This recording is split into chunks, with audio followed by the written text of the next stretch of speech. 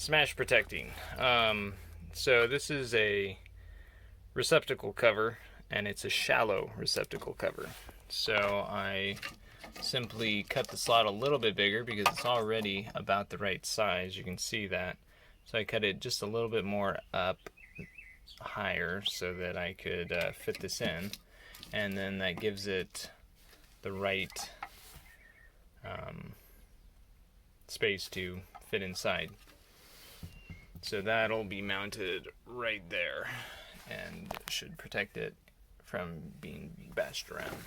Would also like to protect that switch potentially, but haven't come up with a easy solution. I was thinking about welding a little metal cap to a hinge, you know, that could just kind of be screwed in and just kind of flap down over it, but might just leave it how it is. So I have the box, and basically the 12 gauge extension cord is coming in through the back, and it's just got a lock nut on it, and so that's coming in through the back. This metal box is bolted to the back here. You can see some little nuts and bolts there holding it. So anyways, ground is bonded to the outlet, and the outlet is receiving hot and neutral. Then jumper wires are coming over here. Are you tired of hanging out with Daddy? Yeah, I thought so. Yeah, you just want to get out and play with a saw, huh? Yeah. Hi. Yeah, I decided to do a double gang inside because I'm already going to have the welder plugged in as well as the fan, and thought I might have to add something else later, don't know, so figured I'd just do double gang. Exactly. Any parting words? Anything to say? Any advice? Oh, I see. Yeah. Turn your back on me. Making the vent holes.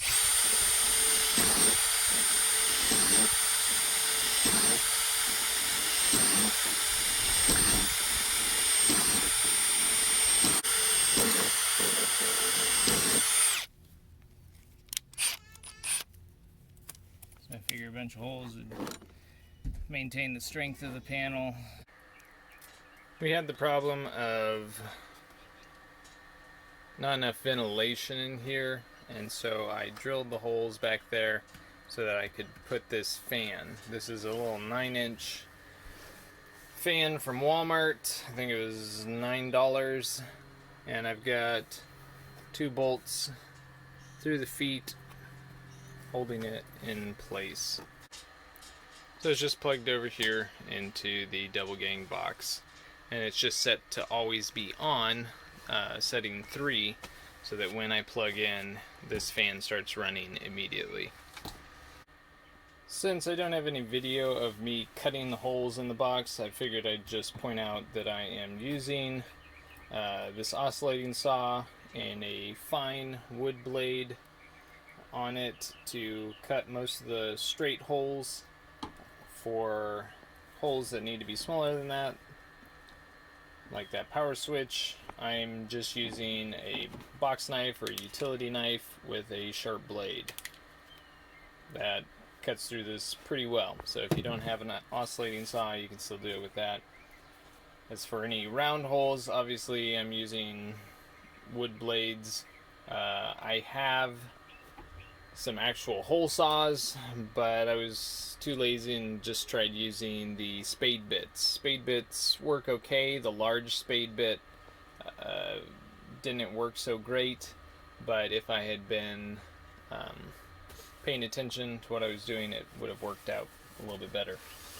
So on top we've got the power station, and it's simply bolted to a, I think a 2x8, or sorry, not 2x8, 1x8, and that is simply routed down enough so that the handle can just pop up onto it. So that's on both sides.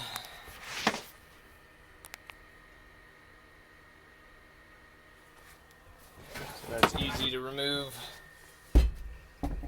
And then the medium-sized box has 3 hooks on the front of it.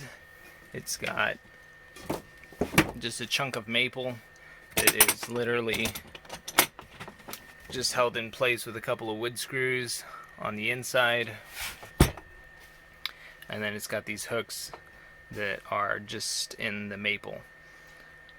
You could obviously use anything. That's just the scrap I had laying around. But the 3 hooks make it easy so that I can hang the gun or the ground clamp onto one hook, and then I could just take the extension cord and hook it onto the other 2. Inside the box, it's just, you know, whatever you want to stick in there. Obviously with a welding mask on, you can't fit the original insert that goes in there. Then underneath everything, just clasp this, lock this up. We'll try to maneuver around here inside the trailer. So down here, this is where all the fun is. So you've got the receptacle cover that is covering up the dials, keeping them protected. There is actually a pre-drilled hole that is underneath the label down here that you just couldn't see before. So yeah, those are just wood screws stuck into the plastic. So pre-drilled through this hard plastic and then just into the rigid plastic.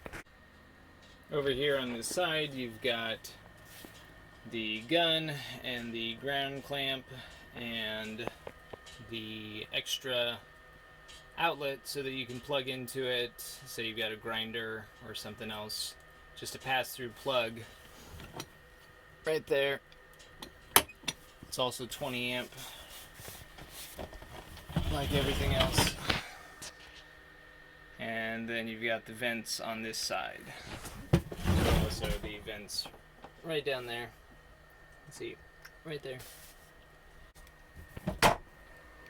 Then inside, we've got the double gang box, 2 20 amp outlets, and 12 gauge wire running from there down to the old work box, which is that pass-through outlet. Got the fan, and then have the welder.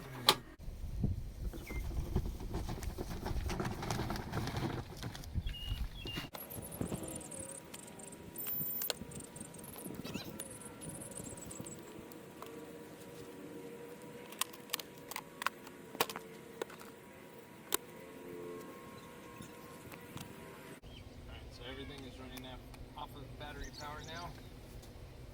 This weld might not look pretty because I don't have the settings tuned up, but